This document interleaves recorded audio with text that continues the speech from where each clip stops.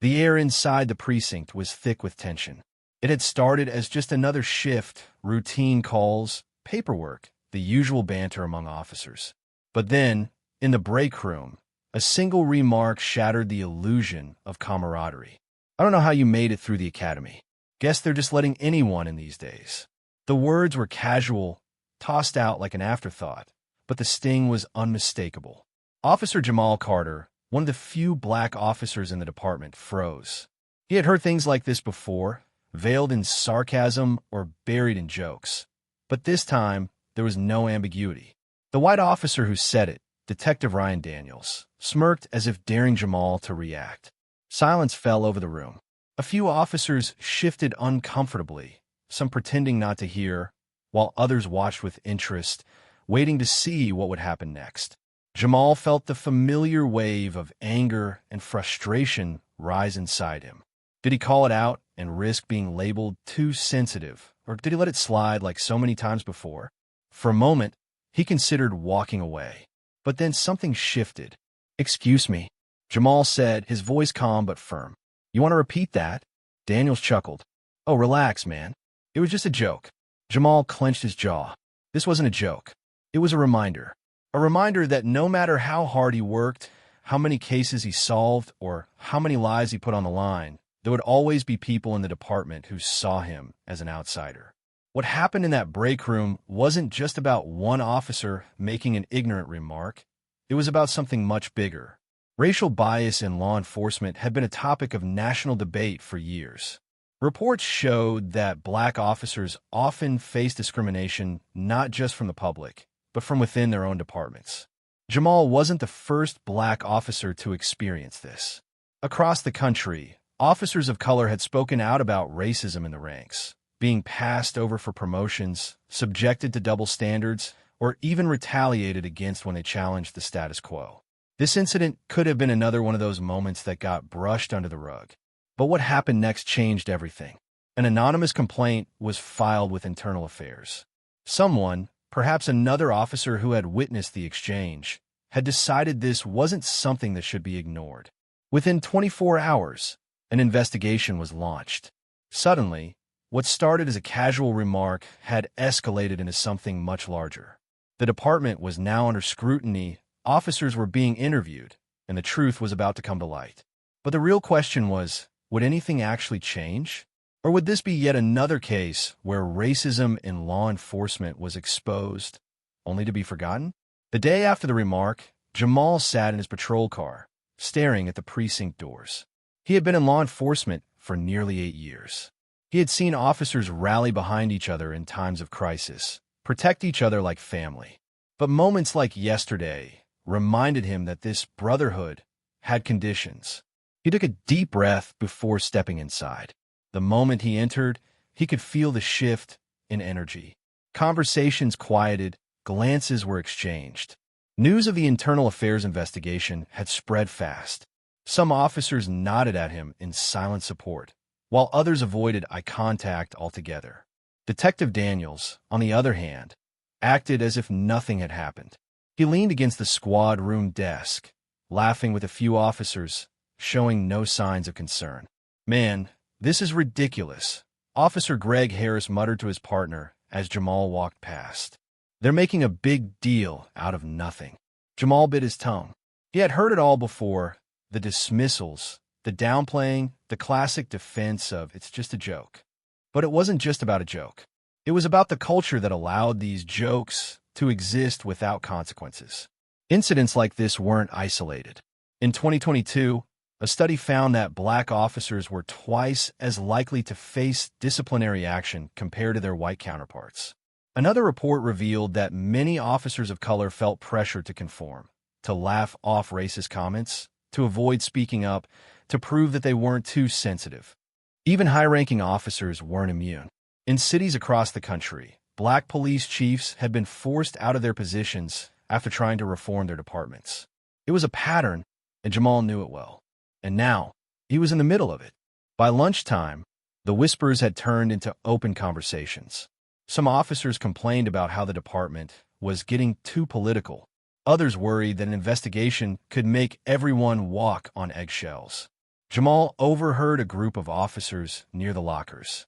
"They're going to drag Daniels through the mud over nothing," one said. "Yeah. The next thing you know, we won't even be able to joke around," another added. Jamal clenched his fists. It wasn't about jokes. It was about respect, about making sure no officer, black, Latino, Asian, or otherwise, had to put up with racism disguised as humor. But as he sat down at his desk, he noticed something unexpected. A few officers, ones he rarely spoke to, gave him nods of encouragement. A message popped up on his phone from a fellow black officer in another precinct. "Proud of you for standing up. We've all been there." For the first time since the investigation started, Jamal felt a sense of clarity. He wasn't alone, and no matter how this ended, he wasn't going to stay silent. The Internal Affairs, IA, division didn't waste time. By the end of the week, officers were being called in for questioning. Some were tight-lipped, while others, those who had been in the break room, had no choice but to confirm what they heard.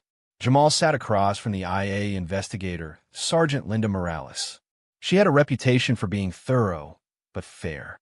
"Officer Carter, in your own words, tell me what happened that day," she said, clicking her pen. Jamal took a deep breath and recounted the exchange. The words, the smirk, the way the room had gone silent. He described how these comments weren't new, how they were part of a larger issue within the department. When he finished, Morales nodded. "We've spoken to several witnesses. Most confirm your version of events, but some claim it was just banter between officers, nothing malicious." "How do you respond to that?" Jamal's jaw tightened. "That's exactly the problem. It's not just about this one comment. It's about what it represents. If I say nothing, it keeps happening. If I speak up, I'm the problem." Morales scribbled notes, her face unreadable. "I understand." As the investigation continued, the department split into factions. Some officers, especially younger recruits and those from minority backgrounds, supported the inquiry. Others, like Daniel's close friends, saw it as a betrayal. Daniels himself was growing bolder. "So what? I'm racist now," he scoffed to a group of officers one afternoon. "I've worked with black guys my whole career. This is ridiculous." Still, there were signs that he was feeling the heat. He was suddenly more careful with his words, his usual arrogance dulled by the weight of the investigation. Then a breakthrough came. A female officer, Officer Rachel Kim, stepped forward with new information. She had worked alongside Daniels for years and had overheard him make similar remarks in the past. "I didn't say anything before because I didn't think it would matter," she admitted to IA. "But after seeing how he treated Carter, I realized this wasn't an isolated thing." With multiple testimonies stacking up, IA had enough to move forward. As news of the investigation leaked, the media caught wind. A local journalist ran a piece titled, "Racism in the Ranks?" Internal Affairs investigates officers' remark. Activists began calling for transparency, demanding that the department take real action. Some community members, however, were skeptical. "We've seen this before," said a local civil rights leader in a televised interview. "A cop gets caught making racist comments, there's an investigation, and then it's back to business as usual. We need real accountability." Inside the precinct, tensions were at a boiling point. The department was feeling the pressure, not just from IA, but from the public, the media, and even city officials who were now watching closely. The question wasn't just whether Daniels would face consequences. It was whether the department would finally confront the culture that allowed officers like him to operate unchecked. Something had to give. The weight of the investigation was becoming unbearable for the department. What had started as a single remark in a break room had now spiraled into something much bigger. Officers divided, the media circling, and the community demanding accountability. The police chief, under growing pressure, held a closed-door meeting with Internal Affairs to discuss the next steps. A decision had to be made. One afternoon, Detective Ryan Daniels was called into the captain's office. Jamal Carter was already there, sitting beside Sergeant Morales from IA. The air was thick with tension as Captain Reynolds, a seasoned officer known for his no-nonsense demeanor, leaned forward. "Detective Daniels," Reynolds began, his voice steady. "After a thorough investigation, Internal Affairs has found that your remarks toward Officer Carter were inappropriate and in violation of department conduct policies." Daniels shifted in his seat. "Come on, Captain. We're really going this far over a joke. Morales didn't flinch. Multiple officers confirmed a pattern of similar remarks. This isn't just about one comment. It's about the culture we allow in this department. Reynolds exhaled, then delivered the verdict. Effective immediately, you're suspended for 3 months without pay. You will also be required to complete mandatory bias training. Further violations will result in termination. Daniel's face turned red. So that's it. My career gets put on hold because Carter can't take a joke. Jamal finally spoke. His voice was calm but firm. No, Daniels. Your career gets put on hold because you think officers like me don't belong here. And I'm done letting that slide. For the first time, Daniels looked shaken. He opened his mouth to argue, but then snapped it shut. The message was clear. Things were changing, whether he liked it or not. The fallout from the investigation didn't end with Daniels. The department was now under scrutiny from both the public and city officials. In response, new policies were put into place. Mandatory anti-bias training for all officers. No more half-hearted lectures. Real, in-depth sessions aimed at addressing racism within the force. A new anonymous reporting system. Officers could now report misconduct without fear of retaliation. Increased diversity initiatives. More effort was put into recruiting and promoting officers from diverse backgrounds, ensuring fair representation. Not everyone was happy about the changes. Some officers grumbled about political correctness, while others warned that the new policies would create a snitch culture. But there were also those who welcomed it. Officers who had silently endured discrimination now felt empowered to speak up. And for younger recruits, this was a sign that law enforcement was finally evolving. The investigation had taken a toll on Jamal.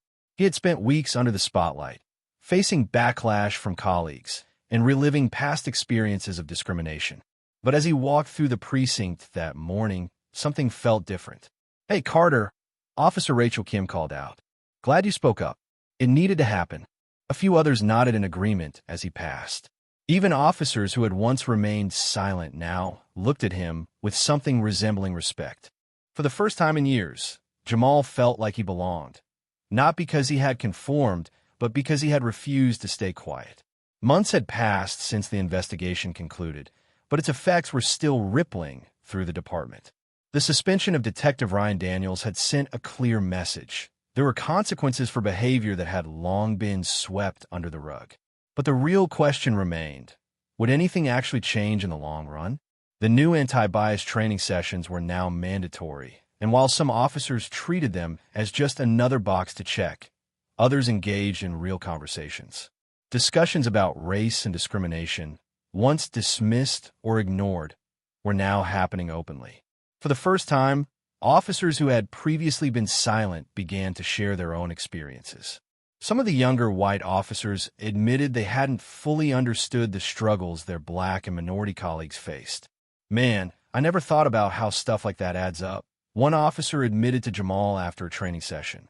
"I guess I always just figure it was part of the job." Jamal nodded. "Yeah, that's the problem. It's not supposed to be." The anonymous reporting system was also making a difference. Officers who had once feared retaliation now had a safe way to report misconduct. Slowly, a culture of accountability was beginning to take root. As for Detective Daniels, his suspension eventually ended. When he returned, he wasn't the same. He was quieter, more withdrawn. The easy confidence he once carried had been replaced with something else. Resentment, maybe, or the realization that he was no longer untouchable.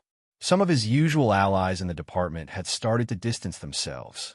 They didn't want to be associated with the officer who had nearly cost the department its reputation. Daniel still had his job, but things weren't the same. The department had changed, and whether he liked it or not, he had to change with it. For Jamal Carter, the past few months had been a test of endurance. There had been moments when he wondered if speaking up had been worth it. The backlash, the stress, the long nights questioning whether he had done the right thing. But then he saw the impact. New recruits, especially officers of color, felt more comfortable calling out discrimination when they saw it. The department was becoming a place where officers didn't have to silently endure racism disguised as jokes. And it wasn't just about him. Across the country, More black officers were speaking out about their experiences. Departments in other cities were taking notice, implementing similar reforms. A national conversation had been reignited, one that could no longer be ignored. One evening, as Jamal was getting ready to leave the precinct, a young officer, fresh out of the academy, approached him. "Officer Carter," he said, shifting nervously, "I just wanted to say what you did took guts. I'm glad you stood up. It makes me feel like I can, too." Jamal smiled. "That's the point. We're not just here to enforce the law. We're here to change what needs changing." As he stepped outside into the cool night air, he took a deep breath. The battle wasn't over. Change never happened overnight. But for the first time in a long time, he felt hope. And that was enough to keep fighting.